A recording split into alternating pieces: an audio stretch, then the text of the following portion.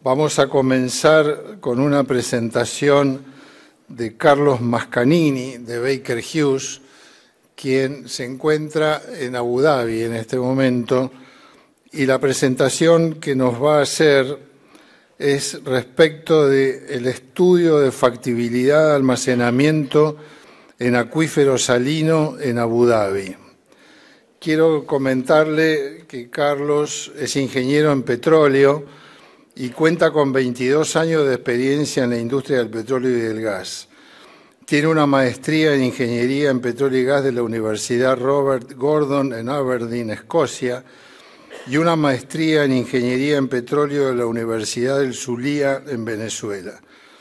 Actualmente lidera el equipo de Ingeniería de Petróleo en el Departamento Técnico de Reservorios de Baker Hughes en Medio Oriente, Turquía e India, donde ha estado trabajando activamente en el negocio de petróleo y gas convencional y no convencional, así como también en transición energética. Carlos, buenos días. Entiendo que estás conectado con nosotros. Un gusto saludarte y podemos empezar cuando quieras. Sí, muy buenos días a todos. Muchas gracias por la introducción. Antes de comenzar, quisiera darle las gracias a los organizadores del evento por darme la oportunidad de compartir con ustedes este caso de estudio y al mismo tiempo pues, quisiera pedirme disculpas porque debido a una situación personal de último momento no pude viajar para presentar en persona. ¿Okay? Volviendo al tópico de interés, hoy vamos a estar hablando acerca de un caso de estudio de captura y almacenamiento de CO2 o CCS en 3 acuíferos salinos que están localizados en Abu Dhabi. ¿Okay? Moviéndonos a la segunda lámina, la agenda que voy a tratar, que vamos a estar cubriendo. Voy a comenzar con una breve descripción geológica de los acuíferos. Luego estaremos hablando acerca del proceso de clasificación para seleccionar los acuíferos para un proceso de CCS.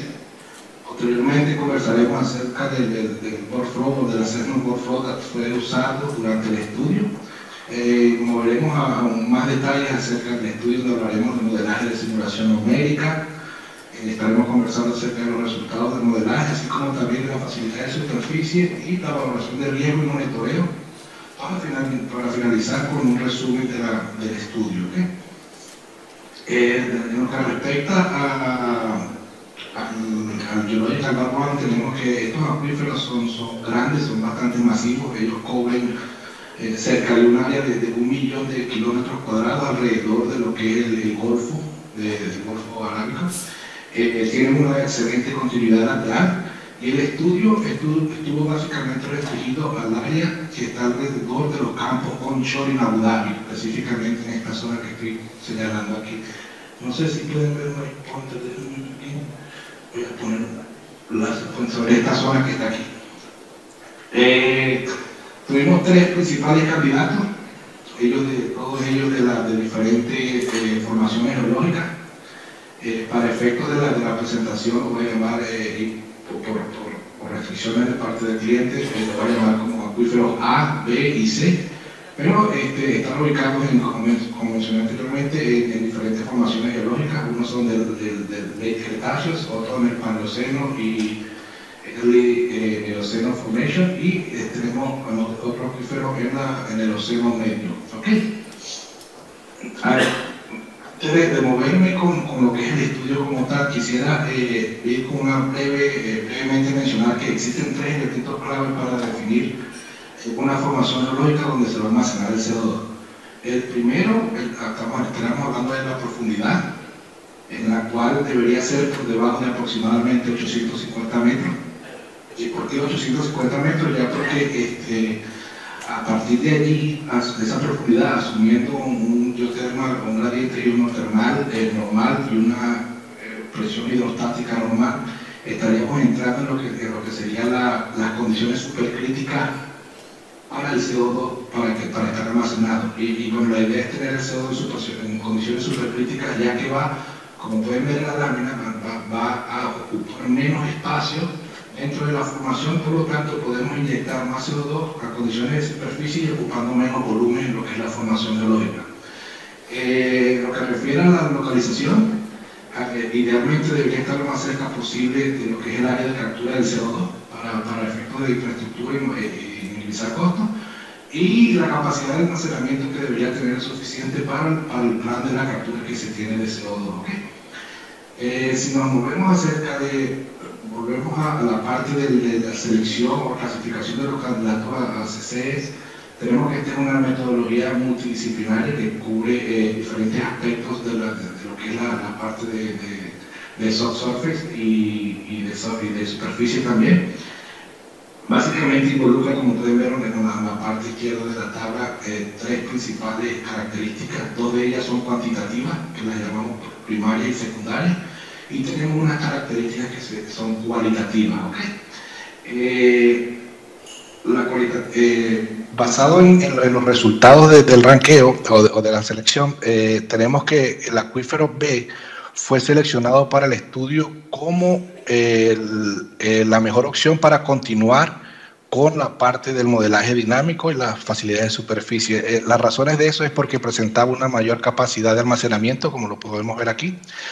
Tenía mejores cualidades para proceder a inyectar, y un tópico que es bastante importante y que lo voy a mencionar en varias de las láminas que vienen, que es la confianza o la confidence que tenemos en la cap rock o la roca sello que está arriba de la formación del yacimiento o de la formación geológica donde estamos inyectando el CO2, ya que ella es la que va a evitar que la pluma pueda migrar hacia otras formaciones que están superiores a donde estamos inyectando. ¿Okay? Si continúo con la próxima lámina, quisiera mencionar un poco acerca de los mecanismos de captura que tiene un proceso de CO2 en una formación geológica. Principalmente pueden ser subdivididos en dos principales categorías. Vamos a tener o físicos o entrampamientos químicos. ¿Okay? Existen 4 de ellos que se pueden enumerar para entrampamiento estructural, residual o por fuerzas capilares, tenemos minerales o solubilidad dentro del acuífero. ¿Okay? Entonces, para explicar ello, voy a asumir que estamos inyectando en esta zona donde estoy haciendo un highlight aquí. Entonces, el CO2 cuando empieza a estar inyectándose en la formación, entra inmediatamente en contacto con los granos de la formación, así como también con el acuífero o el acuífero mismo. ¿Okay? En ese momento existen dos procesos que están actuando al mismo tiempo. Existen fuerzas capilares dentro del grano que están adheriendo parte del CO2 y lo están capturando. Sin embargo, no todo el CO2 está siendo capturado, y hay un CO2 que se está moviendo por efectos de buoyancy o por densidades, que va a moverse hacia la parte superior de la formación, donde va a estar entrampado por una parte estructural, y de ahí la importancia de la integridad de la cap rock o de la roca sello. Asimismo, cuando este CO2 se va moviendo hacia arriba, él está interactuando con lo que es el acuífero, por lo que también se está disolviendo en una reacción química dentro del acuífero, lo que está generando un CO2 que está siendo capturado por disolución dentro del agua. Y existe otro mecanismo que es más general desde la parte desde el punto de vista geomecánico, que es cómo se atrapa en una fase mineral también. ¿Okay? Entonces, esto es para dar una breve descripción de los mecanismos de captura que suceden dentro de un yacimiento cuando estamos inyectando. Si muevo a la próxima lámina, quisiera conversar del workflow que usamos durante el estudio, que tenemos usado. Básicamente envuelve un modelo geológico que puede capturar las características geológicas de las formaciones. También envuelve la parte de los constraints, tanto en facilidades como de inyección, que tomamos en cuenta allí. Cuál es la cantidad de CO2 que está disponible o que tienen pensado capturar, cuál es el wellhead pressure o la presión de cabezal ideal que deberíamos llegar desde donde vamos a capturar para poder bombear el CO2 en las condiciones que se desean. Otro aspecto muy importante, quisiera hacer un punto aquí, es la parte del estudio geomecánico. La integridad de esa roca sello del cap rock tiene que ser validada. Lo que hacemos es el equipo de geomecánica realiza sus estudios cuando acoplamos esto con las soluciones desde el punto de vista del modelo dinámico, y se realiza un estudio de la integridad de la capa roca durante el proceso de inyección y después de que para la inyección. La idea de esto es definir cuál es el gradiente de fractura de esta roca, que nos va a ayudar a definir la presión de fondo fluyente, que debería ser el máximo valor que deberíamos estar usando cuando estamos en las operaciones para evitar una posible fractura de la roca sello, que puede después llevar a un movimiento del CO2 hacia formaciones superiores. Entonces, esta parte es fundamental para lo que creamos en el modelo dinámico, que va a tener un principal constraint, que va a ser la bottom hole flow wind pressure, o la inyección de presión al fondo del pozo, ¿ok? Otro aspecto que consideramos es la parte de drilling y cuál es la parte de la estrategia de monitoreo. Vamos a validar si es mejor ir con pozos verticales u horizontales. El monitoreo del CO2 también es incluido en lo que es el modelaje dinámico. La parte de producción, como mencioné anterior, si existe mineralización o efectos de disolución con los minerales que deben ser capturados.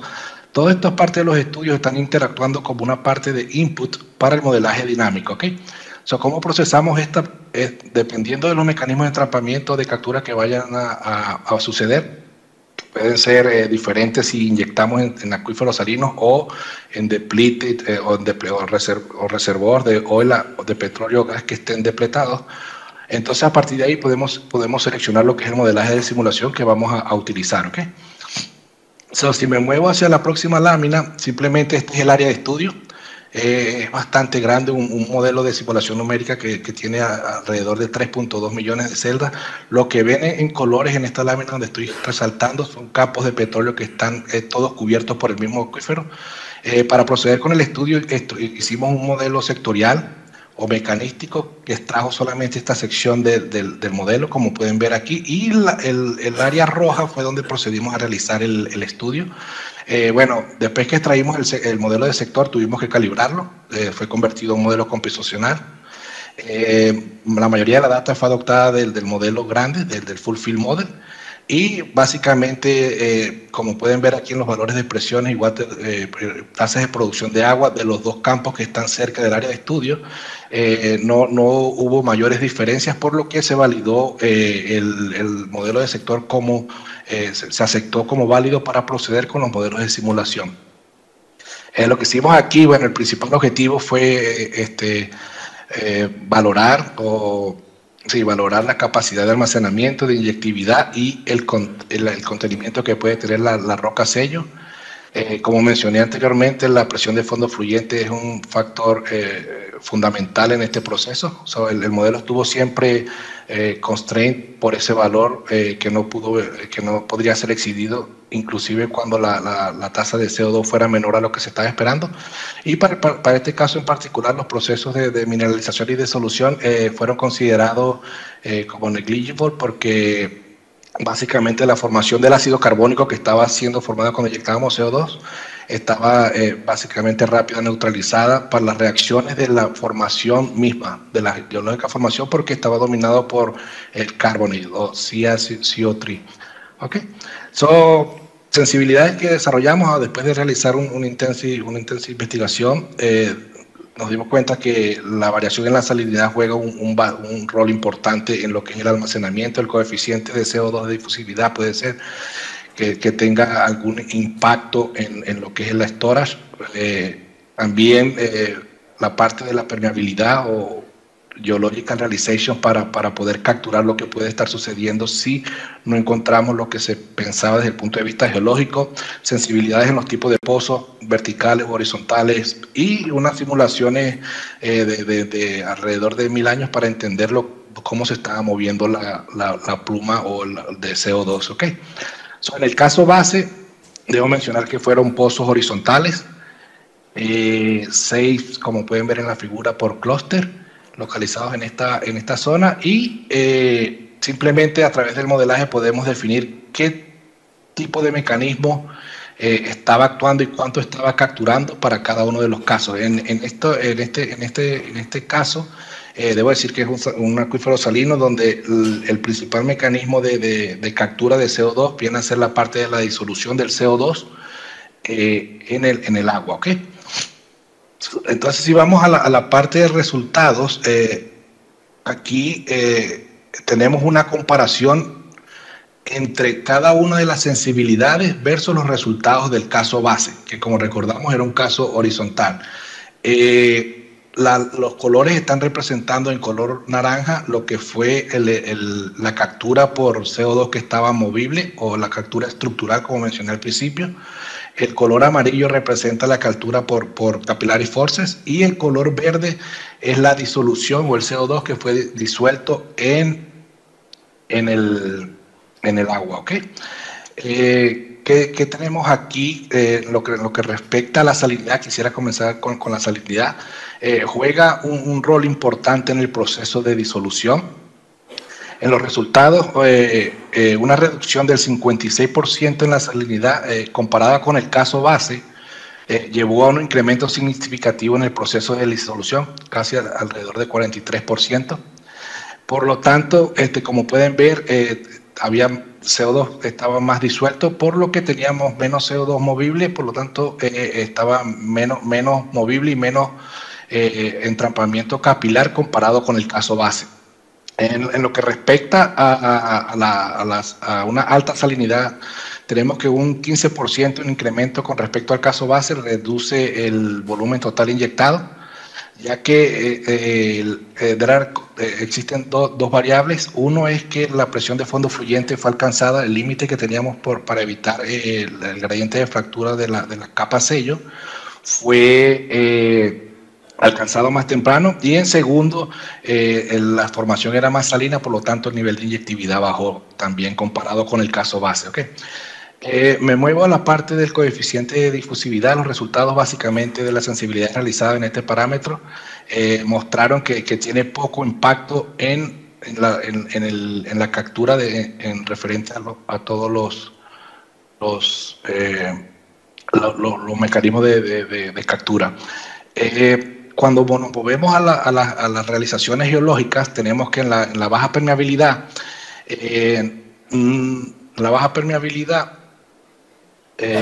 impacta significativamente los volúmenes inyectados de CO2, ya que el límite de presión de fondo fluyente fue alcanzado más temprano durante el proceso de inyección. Una roca más dura, más difícil de inyectar, entonces impactó lo que era el volumen total. En la permeabilidad, cuando tenemos casos de permeabilidades altas o high permeability strict, entonces el volumen total no es un mayor problema. Sin embargo, sí nos guiamos para el movimiento de la pluma, que nos puede decir hacia dónde va el CO2, ¿ok?